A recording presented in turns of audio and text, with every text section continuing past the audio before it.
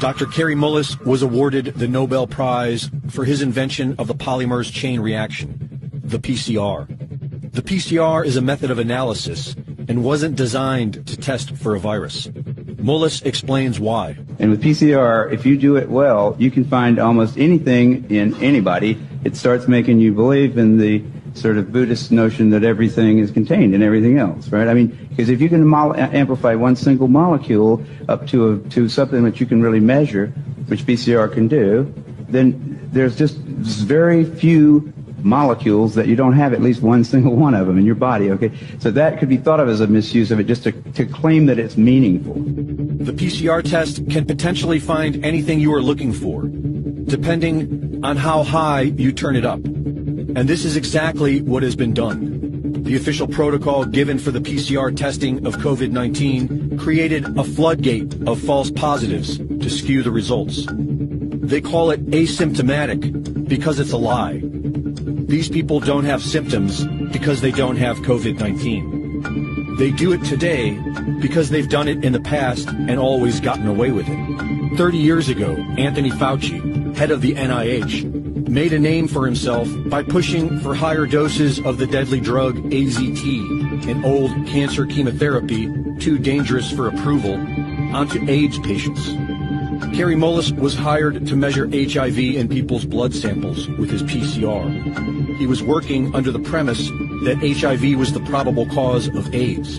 But when he went looking for the proof, he found there was none. They just made it up. What is that paper? Who do I go to for that? And I looked around, I asked a couple of virologists at that company, and they said, no, you don't have to reference. I said, I have to reference that because I don't know where that came from. How do I know that? And it turned out that nobody knew it. And I was getting really freaked about that. That's when I first started saying, they don't know.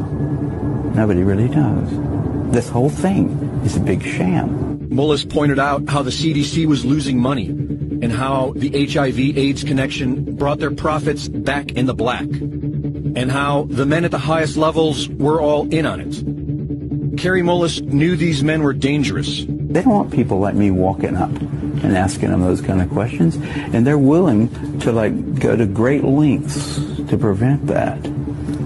They're out on a limb. I wouldn't want to be there with them. But he was still outspoken. When ABC's Nightline approached him about doing a documentary on his work, Mullis convinced them to cover the HIV debate after nearly a decade of ignoring it. In a 1994 interview with Celia Farber for Spin magazine, Kary Mullis expressed how he really wanted to expose Anthony Fauci and Robert Gallo. He said that he'd be willing to chase the little bastard from his car to his office, a Nobel Prize winner trying to ask a simple question from those who spent $22 billion and killed 100,000 people. It has to be on TV. I'm not unwilling to do something like that.